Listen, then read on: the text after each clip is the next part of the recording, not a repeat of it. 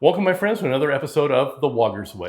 I'm Uncle Brian with Woggers General Services in Las Vegas, Nevada, and today I'm going to show you how to change out your vent hood with an over-the-range microwave oven.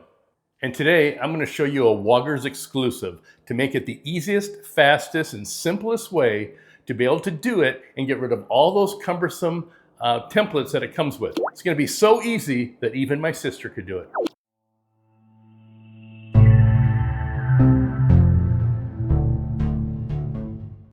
So the first thing you want to do is you want to protect your countertop and your stove, okay? Because it's going to get messy here. So just any kind of drop cloth, plastic cloth, or even your sister's favorite blanket will work. Now, there's a few things you're going to need besides the microwave oven, and let me show you. Included with your microwave, you should have the following: a glass turntable along with its wheeled support ring, grease filters. Now this one has two, but yours may only have one. 2 lag screws, 2 machine screws which attach the microwave to the upper cabinet, 2 toggle bolts, and you may also have this strange looking little plastic strip. Some of the tools you'll need include the following: a drill and driver. Now you don't need both, just a drill would be fine. A tape measure, a hammer, a level, a stud finder, a nut driver, which is optional, various drill bits or spade bits, a nail or pick, and a banana. And inside this container is a Woggers secret item that will make this the easiest way to install a microwave. I'll go over that a little bit later. To begin, you need to remove the vent hood. And to do that, the first thing you do, in the cabinet above it, you need to unplug it. Now, your vent hood like this may be a recirculating type, in which case it doesn't vent to the outside, it goes through a charcoal filter and vents out here. Yours may have an external vent. In other words, on the top of your vent hood in the cabinet, you may see an exhaust tube. You'll need to disconnect that tube first before you can take the vent out. And it's usually just taped in with some HVAC tape, the silver tape. You can usually just cut around it. Maybe it might be a couple screws in there, but just need to take that off first. Next thing to do to remove the vent hood, there's usually going to be anywhere from 2 to 4 screws normally underneath here that you need to remove. Now on this one, normally it's got these little keyhole cutouts here. You'll see the screws in. Now this one's got some drywall screws in the corner here, here, there, and there. So once we pull those out, then the vent hood will just drop out.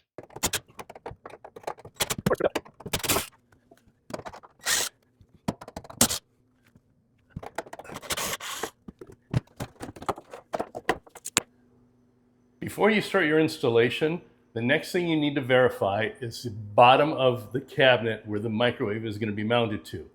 It's either going to have a flush bottom, in which case the bottom of the cabinet is at the same level as your face frame, or as in this case, the bottom is recessed up in there.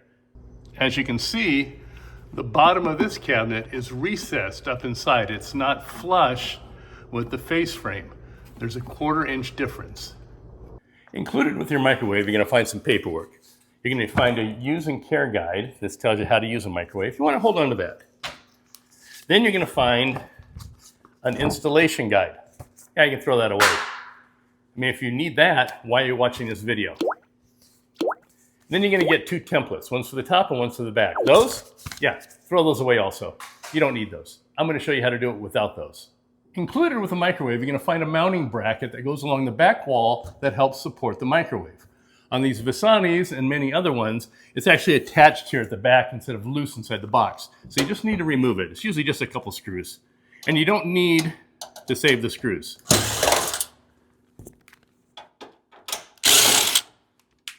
All right, this is where you're going to need your tape measure. So take your bracket and put it back on the microwave.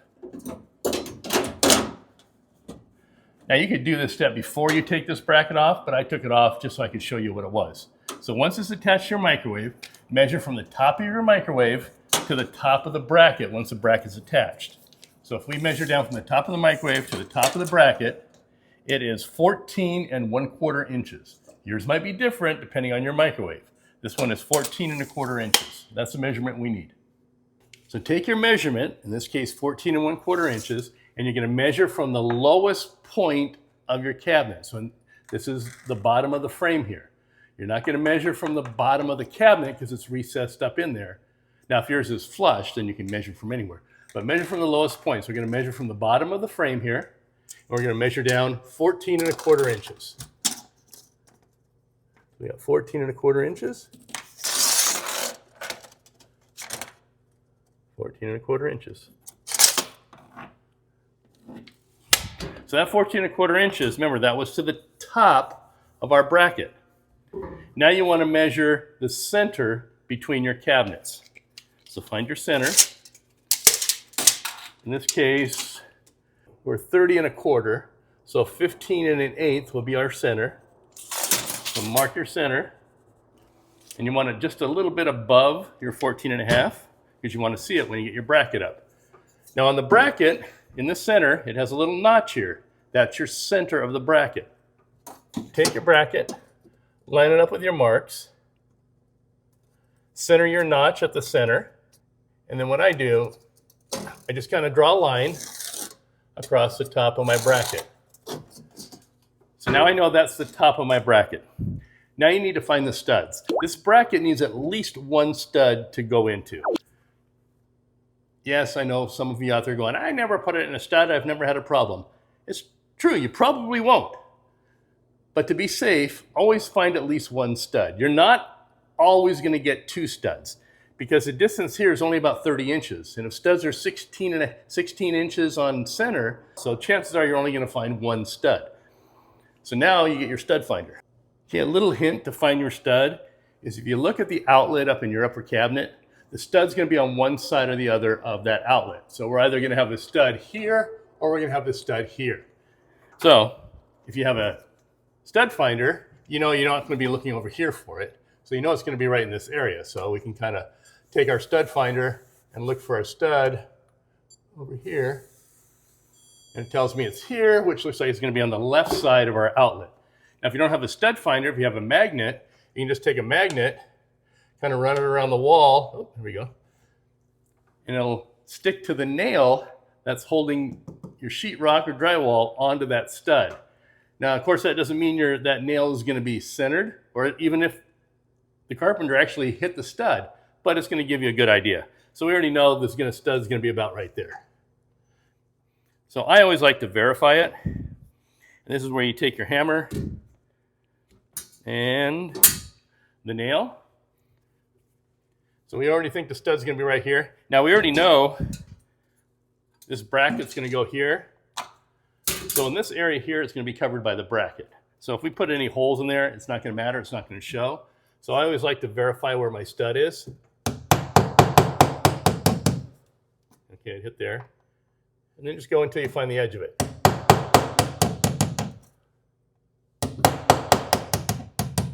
There we go. There we go. All right. So I know my stud is between this here and here. So this is my stud. Now we can mark for our bracket. So hold your bracket up to your line that you made. Center it with your center mark. This is where you're going to use your level. I always line up one side and then level the other side. Right there's level. Now on this one, it tells you where your screw holes preferably are. It has one here, B, it has an A, it has a C, it has a D. So that's where they're telling you. But like I said, we have our stud right here, so we already know there's going to be a stud right there. And then we'll put one over on the other side somewhere, just kind of about the same distance. So we'll put one right there. So now we have the 2 spots marked where we're going to mount the bracket. And you only need to mount in 2 spots. This one's going to be a stud. This one is not. So this one, we're going to use the toggle bolts that came with it. This one, we're going to use the lag screw that came with it. Now you want to pre-drill for your lag screw.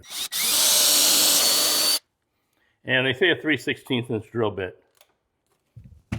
Yours might be different. Look at your instructions. Or just a little smaller in your diameter of your screw.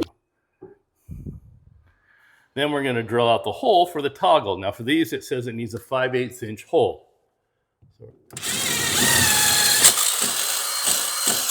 Now when you mount this, you're going to mount with the lag screw first, and I'm going to show you why. But before you do that, you need to put your toggle bolt in. So put your toggle bolt through and put the wing on the back.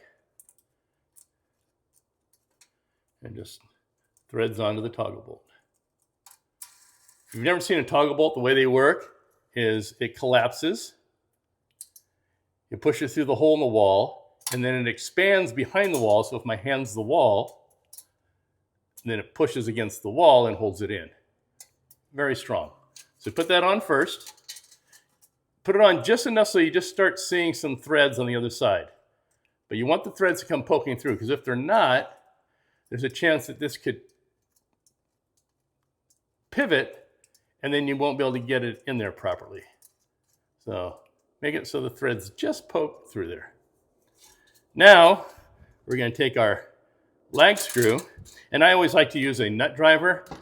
These do have a Phillips head on them, but I've always seen those strip out a lot. So I like to use a nut driver for these Visantis. It takes a 10 millimeter socket. Put this in first.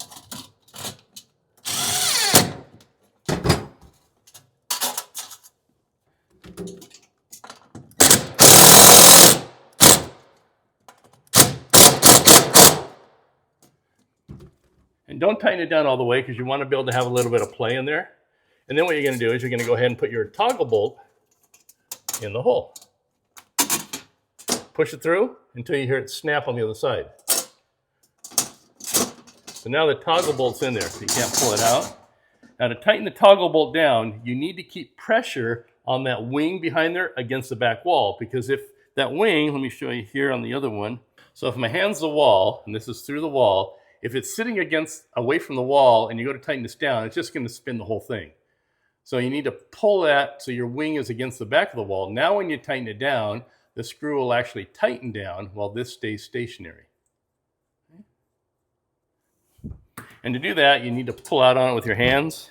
This takes the Phillips head. Just pull on it. And you feel it pull against the wall.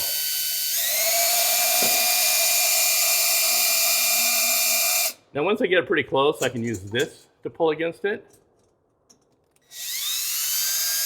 And once again, I'm not going to go all the way tight with it, because I need a little bit of play. Because what I want to do is I want to make sure I'm level. And because this hole is like a 5/8 inch hole, and your screw is only maybe 3/16 or less, an 1/8 inch screw, there's a lot of play in there to move this up and down. So you want to get it level. This one, you really don't have any play in it. So pretty much bring that up to where it goes. I can tighten it down a little more. There we go. Put my level on.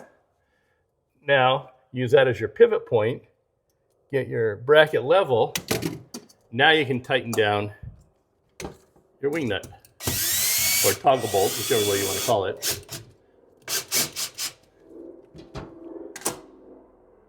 Let's shift it a little bit.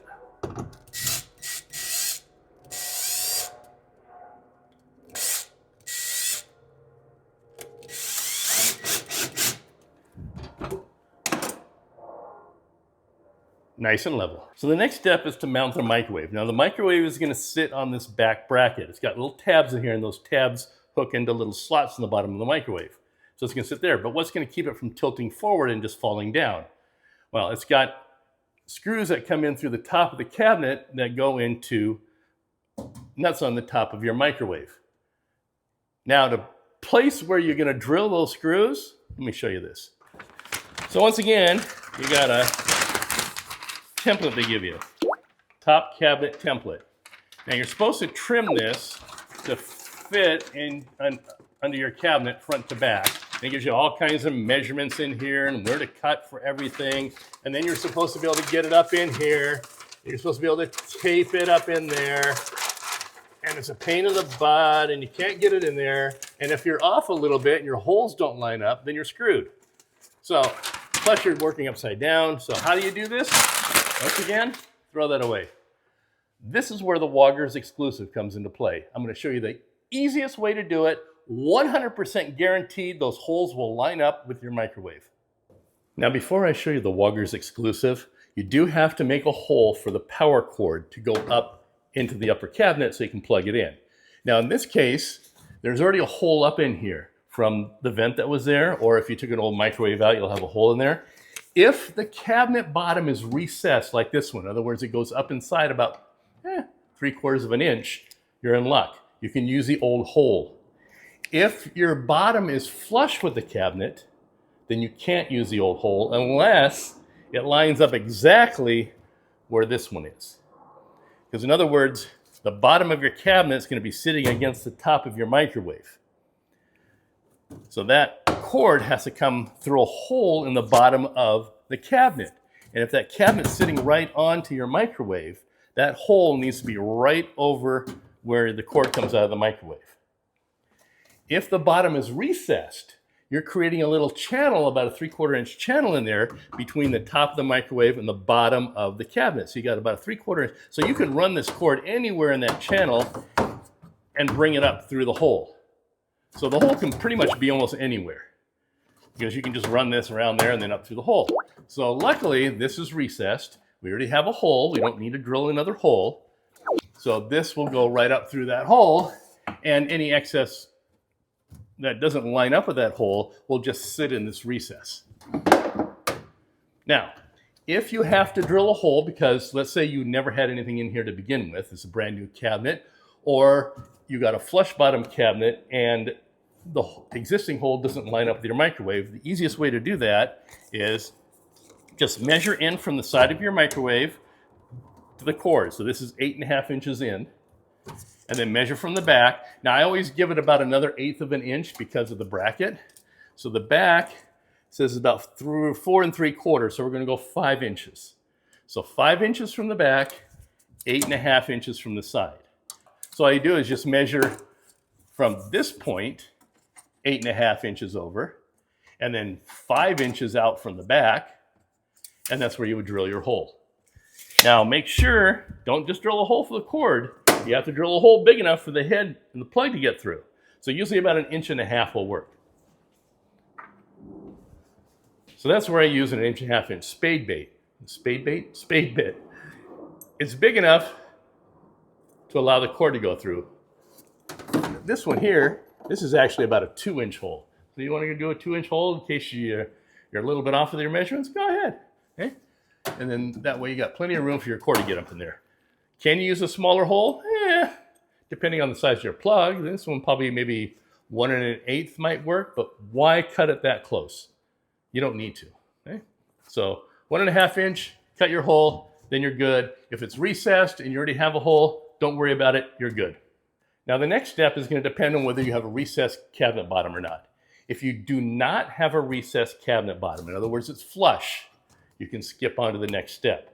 But if it's recessed like this one, there's one step you have to take first, and that is you have to flush that out. So first of all, you need a rough idea of where the screw holes are in the top of your microwave. So and it just needs to be rough. So like this one here, it's about 10 inches from the back and about 1.5 inches in from the side. This side over here, about 10 inches by about 1.5 inches. They're not always the same. I've seen microwaves where it's been like 3 or 4 inches in from this side, but only 1 inch from this side. So make sure you measure them both. So we need it 10 by about 1.5 inches. So what I'm going to do is I'm going to measure about 10 inches out, which is about 1 inch before the back of the cabinet here. And then I said about 1.5 inches in from the side, which is going to be about here. So we're going to have one screw there and one screw up there. And like I said, it only has to be approximate. If you're within 1/2 inch or 1 inch, you're fine. Now you're going to need something to flush that out. So usually just a couple pieces of 3/4 inch plywood or 3/4 inch pine or whatever you have. 3/4 inches, because these are usually about 3/4 inch deep. Okay. So these are about, 3 or 4 inches square. And they're going to go right up there about where that hole is. And you're going to put one on each side. Now the reason you need to have that flushed out is when you screw the screw down from the top and into the microwave. I'm going to tell you right now, these threaded, let's call them a nut. These threaded nuts in the top of the microwave, they're not very how should I say, strong, okay? In other words, if you cross-thread it or you force it in any way, they will pop out and then you're screwed, okay? So what happens is if you have that gap between your microwave, which is going to touch the bottom of your face frame here, and the bottom of the cabinet, which is 3/4 up, you're creating a 3/4 inch gap in here. Now when you run that screw down through the cabinet into that hole and you tighten it, there is nothing on top of this to hold it stable. In other words, it's going to want to pull that up because you got a gap there. So by putting these blocks in there, that creates the stability you need to keep the microwave from deforming and possibly knocking out that threaded nut in there. Okay? So just take a couple pieces of block. These, like I said, about 3-4 inches square is all you're going to need. So there are a couple ways you can attach your blocks. You can use some adhesive and just glue it up in there. And if you do, I recommend getting the instant grab adhesive. Now, I didn't have any instant grab on the truck, but the nice thing about the instant grab is once you put it on there and stick it in there, it'll stay there. You don't have to worry about it. If you use like what I just got some regular liquid nails here. We put some of that on there.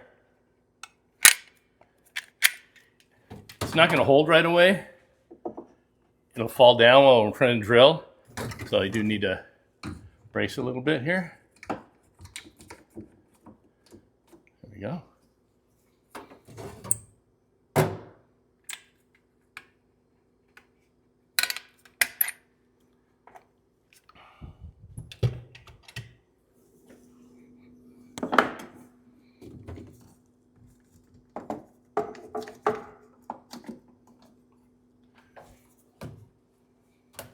Now you can also screw it down. So if you just want to take a couple screws and just shoot a screw down through the cabinet into it.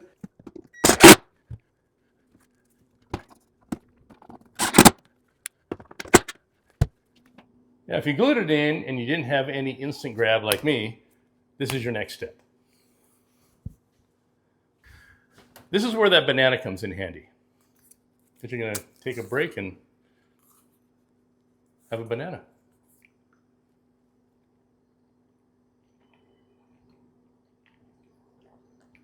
You know, while it sits up.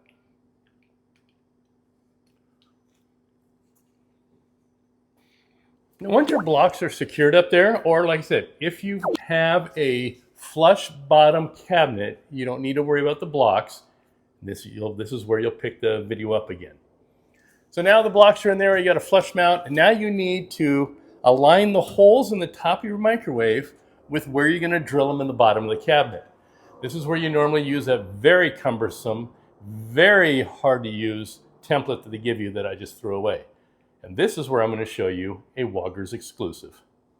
The way you're going to do it, and it's going to give you 100% accuracy. First of all, you're going to take the screws that go into the top. Now these are going to be the screws in the packet that came with the microwave. They're going to usually have a really big head on them, or they're going to have a big washer that goes with them. And what you want to do is you want to thread them into the top of the microwave. Now, if you're going to use your drill or driver to drive these in, start them by hand, probably a good, 5 to 10 threads first. Because like I said, if they cross thread, you're going to screw up that nut in there. It's going to pop off and then you're screwed. So once you got it started, it's good. If you want to use your driver to drive them down, just don't go all the way because you don't want to put any tension on that. Just get it all the way down there, probably about 1/4 inch up.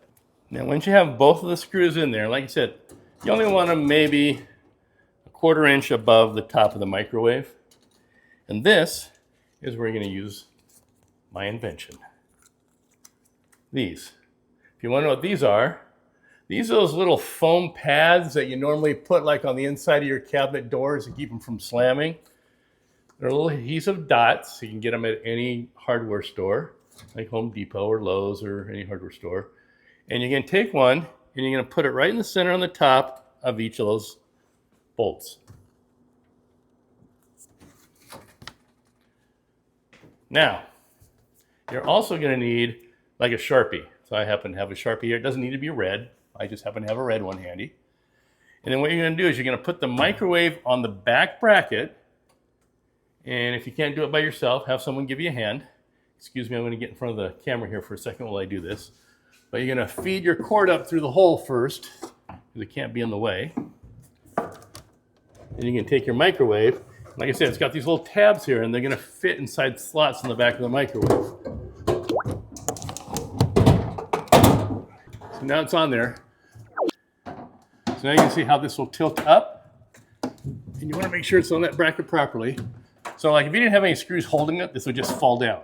Okay? So what we're going to do now, you can take your marker, and you're going to mark the top of each one of these little foam pads.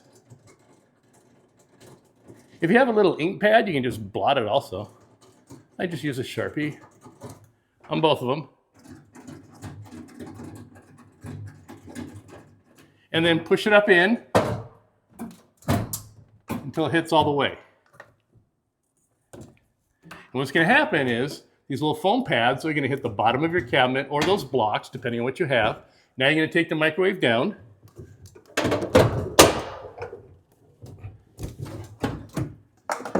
I'm going to show you what that looks like. So if you look up in there, you can see a little red dot there, and a little red dot there. So those dots are where you're going to drill your hole. And it's going to be 100% accurate because it's right where the screw was. So just take your little foam pads off the top of your screws, throw them away, you don't need them anymore. You're going to need to remove your screws.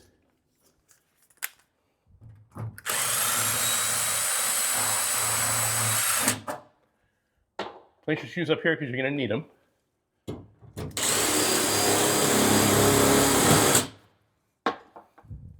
And now we're going to drill our holes.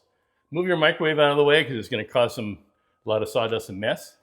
So now the question is, what size you drill those holes? Well, it needs to be big enough at least for the screw to fit through. But you also want to give it a little bit more room so you can adjust it just a little bit. But you don't want it so big that the head's going to fall through. So in this case, a 1/2 inch is perfect. So I'm going to use a 1/2 inch spade bit. You can use, if you have a 1/2 inch drill bit, either one works. And you're going to drill a hole right where your marks are.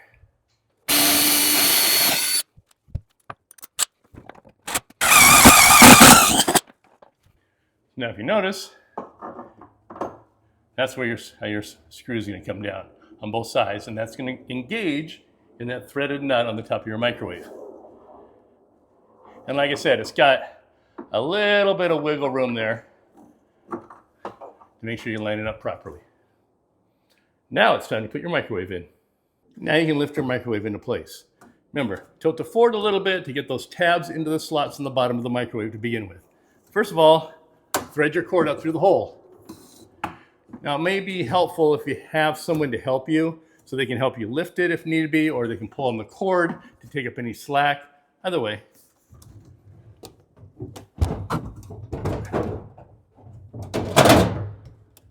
Just make sure it's on the bracket properly. I'm going to take up my slack. I'm going to lift it up a little bit. Now you can look in between the microwave and the cabinet so you can see the bolt coming down. And then always, always, always start them by hand. Do not put a driver on there to begin with. They will cross thread. So like I said, get them about 5 to 10 threads in by hand.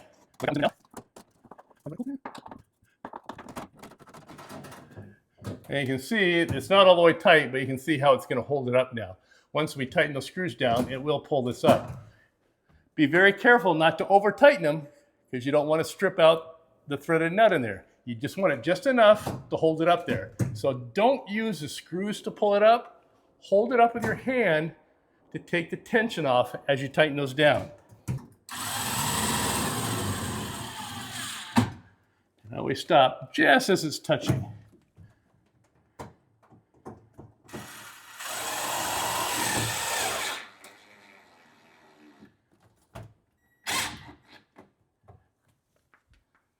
There you go, it's in there.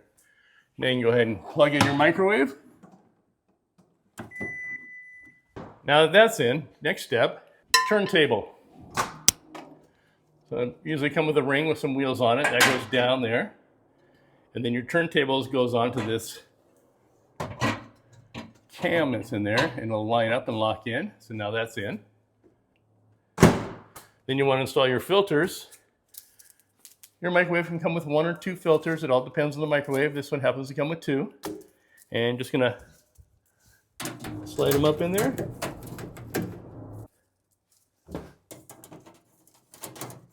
This one's pretty easy to set your clock. You just hit clock, put in your time, and then hit start.